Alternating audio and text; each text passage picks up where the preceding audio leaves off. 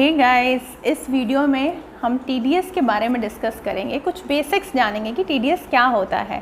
ठीक है, मतलब इसके नाम से ही समझ में आता है। टीडीएस का फुल फॉर्म होता है टैक्स डिडक्टेड एट सोर्स, मतलब कि जहाँ से आपकी इनकम आ रही है उसी सोर्स से आपका टैक्स डिडक्ट हो गया है। टैक्स मतलब income tax. Okay, income tax में एक गवर्नमेंट क्या चाहती है, गवर्नमेंट ने कुछ प्रोविजंस बनाए हुए हैं कि वो ज़्यादा से ज़्यादा नज़र रख सके कि आपकी इनकम कहाँ से आती है, ताकि कोई भी एसएससी अपनी इनकम को हाइड ना कर सके टैक्स बचाने के लिए। ओके, तो गवर्नमेंट ने टीडीएस का प्रोविज़न लाया है। इसमें क्या होता है, गवर्नमेंट जहाँ से आपकी इनकम आती है वहीं से कलेक्ट कर लेती है, सो दैट जब आप रिटर्न फाइल करेंगे तो कम से कम ये इनकम तो आप स्किप नहीं कर पाएंगे।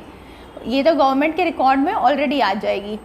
अब गवर्नमेंट ने क्या किया, ऐसा नहीं है कि आपकी सारी इनकम पे टीडीएस लगेगा। इसके लिए कुछ डिटेल्ड प्रोविजंस बनाए हुए हैं, कुछ सेक्शन बनाए हुए हैं कहाँ पे टीडीएस डिडक्ट होना है और कहाँ पे नहीं होना है।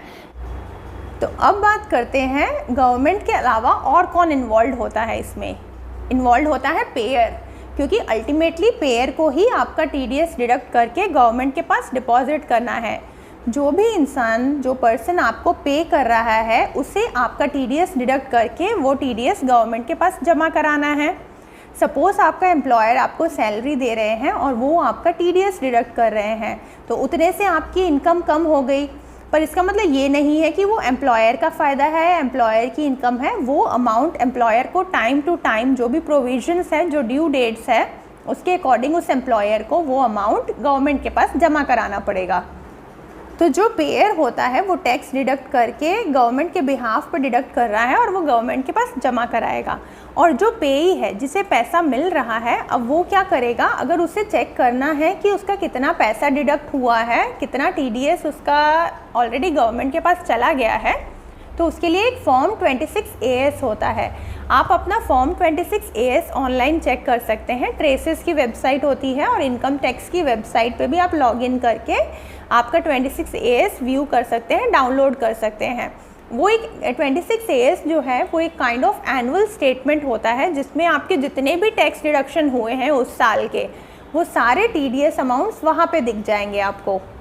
अब देखते हैं कि अगर आपका टीडीएस डिडक्ट हो गया है और आपकी कोई टैक्स लायबिलिटी ही नहीं आ रही है, तो फिर इन दैट केस क्या होगा, जब आप अपना एनुअल रिटर्न फाइल करेंगे, जो हम इनकम टैक्स रिटर्न फाइल करते हैं हर साल, उस रिटर्न में आप वो अपना टीडीएस जो है वो रिफ़ंड क्लेम कर सकते हैं, अगर आपकी कोई टैक्स लायबिलिटी ही नहीं बनती है।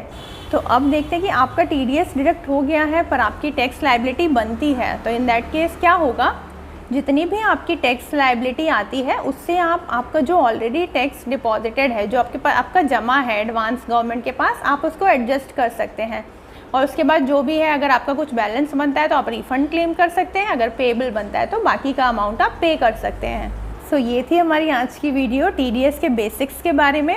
मैं उम्मीद करती हूँ कि आपको इस वीडियो से कुछ तो सीखने के लिए मिला होगा। So thank you for watching and have a great day.